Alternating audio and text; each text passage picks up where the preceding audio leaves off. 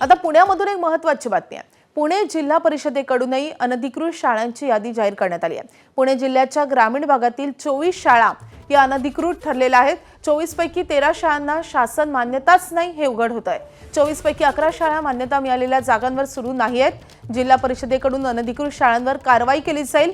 सर्वाधिक 9 बोगस शाळा मुळशी तालुक्यात असल्याचे समोर येत आहे।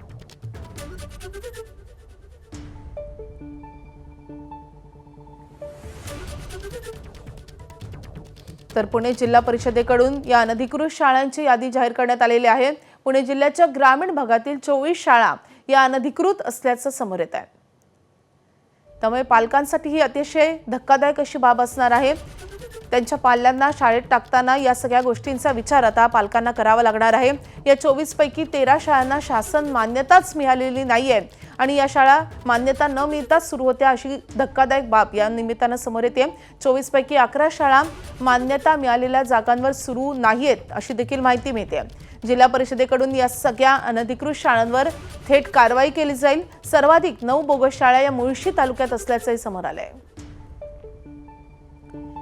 आपले प्रतिनिधी मिकी घई आपल्या सोबत आहेत। मिकी, अत्यंत धक्कादायक अशी आकडेवारी आहे। तब्बल 24 शाळा अनधिकृत आहेत। अगदी जर आपण बघितलं तर पुणे महानगरपालिकेने परवा दिवशी त्यांची यादी जाहीर केलेली, ज्या शाळांना महापालिकेकडून अर्थात परवानग्या नाही आहेत अशा देखील शाळा आहेत। आणि आता पुणे जिल्हा परिषदकडून जिल्ह्यातून जे शाळांची आकडेवारी समोर येते ती अर्थात 45 शाळा अशा ह्या बोगस आहेत। अर्थात या शाळांमध्ये जे काही सरकारशी कागद व्यवहार असतो, पत्र व्यवहार असतो, तो देखील झालेला नाहीये। आणि अर्थातच अनेक शाळा आपण जर बघितलं तर जिल्ह्यामध्ये सगळीकडे पुणे असेल, पुणे शहर, ग्रामीण असेल, पिंपरी चिंचवड असेल, या भागांमध्ये या 45 शाळांपैकी एक आहे। ही मोठी यादी आहे आणि आपण ही यादी दाखवतोय। हे सगळे शाळा सध्या बोगस आहेत, जे सरकारकडून किंबहुना प्रशासनाकडून यांना सगळ्या परवानग्या द्यायला हवेत। त्या नॉर्म्स, या वेगवेगळ्या जे नियम आहेत ते या शाळांकडून पाळले जात नाही। आणि याच आता नुकतंच करण्यात आलेल्या या सगळ्या सर्व्हेमध्ये किंबहुना प्रशासनाकडून जे करण्यात येतात ते रिपोर्ट्स मध्ये या सगळ्या शाळा त्या ठिकाणी बोगस ठरलेल्या आहेत।